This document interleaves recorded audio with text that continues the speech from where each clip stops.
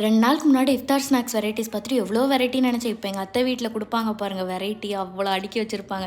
காலையில் நான் பண்ணி கொடுத்த பிரியாணி அவங்க எடுத்துகிட்டே போகல. எனக்கு என்னமோ சந்தேகமாக தான் இருக்குது. நான் விடுவேனா, நான் அதை பேக் பண்ணி நைட்டுக்கு இதே சாப்பிட்டுக்கலான்னு சொல்லிட்டு போகிற வழியிலே உட்காந்து சாப்பிட்டுட்டு போனோம். ரூமை வந்து பார்த்தா இதுவாக எங்கள் ரூமுங்கிற மாதிரி அவ்வளோ அழகாக நீட்டாக வச்சுருந்தாங்க. காலையிலே கிச்சனுக்குள்ளே போனால் ரொம்ப பரபரப்பாக எல்லா சமையலும் நடந்துகிட்டு இருந்துச்சு. நான் எப்பாட்டு ஊருக்கு போயிட்டு வீட்டுக்கு வரும்போது கண்டிப்பாக அங்கே வடகறி தான் இருக்கும். ஸோ வடகறி தான் எங்கள் வீட்டில் இன்றைக்கி காலையில்.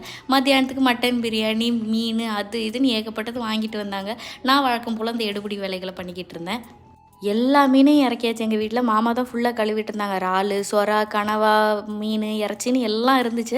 இதெல்லாம் பார்க்குறதுக்கு எங்கள் ஆளை காணுமேன்னு பார்த்தா உள்ளே நல்லா உறக்கம் ஓட்டிட்டு வந்த டயர்டில் வந்த உடனே எனக்கு ஒரு காஃபி வேணும் அப்படின்னாங்க. எனக்கே ஷாக். என்னது நீங்கள் காஃபி குடிப்பீங்களா அப்படிங்கிற மாதிரி. நமக்கு காஃபி போட தெரியாதுங்கிறத தெரிஞ்சு இவள் போட்டாலும் ஏதாவது சொதப்புவான்னு சொல்லி நாள் வரைக்கும் காஃபி குடிக்காமல் எங்கள் ஆள் இருந்திருக்காங்கன்னு நினைக்கும் போது பெருமையாக தான் இருக்குது.